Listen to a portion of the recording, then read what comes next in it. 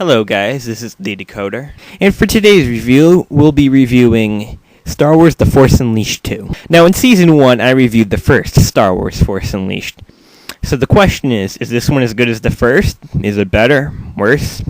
Well, we're about to find out. First off, let's start by talking about the plot. Now the plot for the first Star Wars Force Unleashed was huge. This one's pretty big, but it's a lot shorter than the first one, and not as much happens, and, that aspect isn't as good as the first one. You also stuff happened, every level in the first one, and in this one, it feels like, you're still trying to, get somewhere, and you're on, the third mission of that part.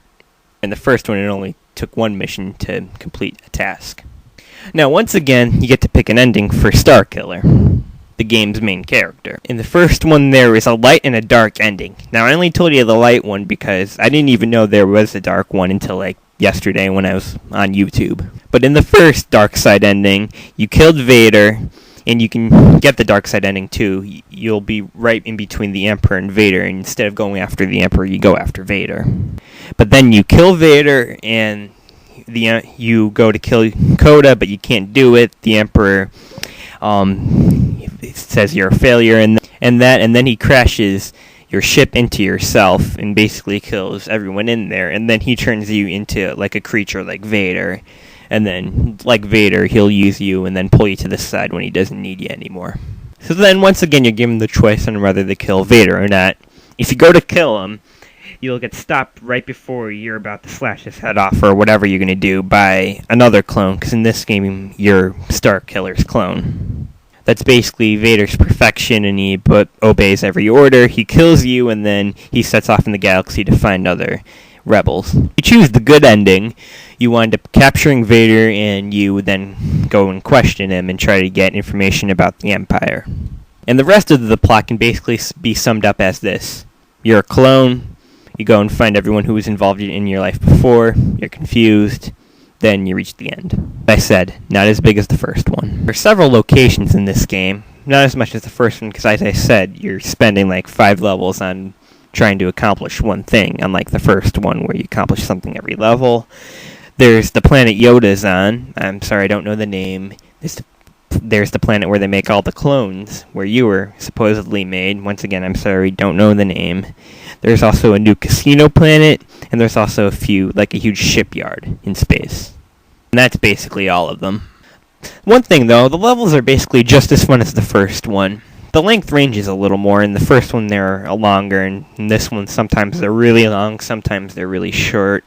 But that's all you can basically say. They're just as fun as the first ones, and basically around the same. But there are some more, strategy parts where you have to plan, what you do in that than in the first one. One thing that they kept talking about was the new physics and, the improved graphics. Yeah, the graphics improved a lot, and the physics, it's pretty cool to be able to, slice stormtroopers, arms and heads off, and they've definitely improved a lot since the first one. It's a little more fun to watch, the graphics and the physics. Starkiller has a lot of powers. In the first one, returning, there's the Force Grip, in which you choke them. There's the Force Lightning, in which you electrocute them. There's the Dash, where you can quickly, go from one point to the other.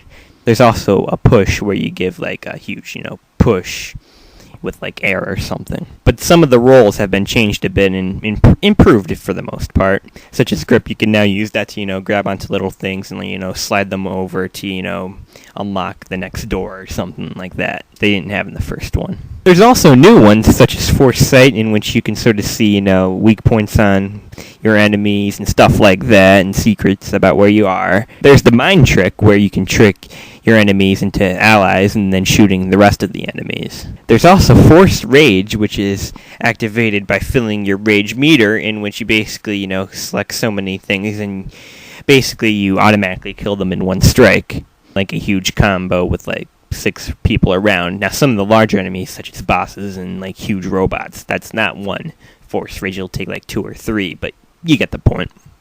It's basically, the final smash, the fatality system of this game. Another new thing is that the fact that you now have 2 lightsabers instead of 1, which gives you, Just looks cooler, and you can get like more combos in too in that, I guess. I don't know. Once again, you can customize your saber, but now you can customize them both, differently. Like if one's red, the other one could be like pink or whatever color you want. You can also use your crystals, like have one be powerful and have one, be defensive or something like that. It can range from saber to saber. There's also the battle mode. In the first Force Unleashed for the Wii, there was a battle mode in which two people, duke it out in a huge fight, striking each other, sort of like the boss fights. In this one, they tried to make a Super Smash Bros. Like style, and it's now 4-player. Yeah, I know it sounds good, but it's not really as good as it sounds. I mean, in the first one, there were a lot more characters, and maybe even a few more stages. I'm not sure, I didn't count them all. I don't know, I didn't really like it, but still, I haven't really played it that much, but from the 1 or 2 matches I played, I didn't really like it. There are less enemies in this game, but, there's still enough. Mainly stormtroopers, of course, there's like, big droids and some new ones too, so it fills the needs for, what you want in enemies in this game. In the first one, your force powers just regenerated, when you stopped using them. Your health got regenerated by getting, little health packs that are hidden throughout the level. And in this one, force is done the same way, but now health goes the same way too, and you just, get out of trouble, sit for a minute and your health will heal, sort of like, Halo and that. Also a new rage meter, which is used to, activate your force rage, and basically all you do is, you keep hitting enemies as much as you can, and then eventually fills up and you can use it. Another thing is that they changed the controls in this game.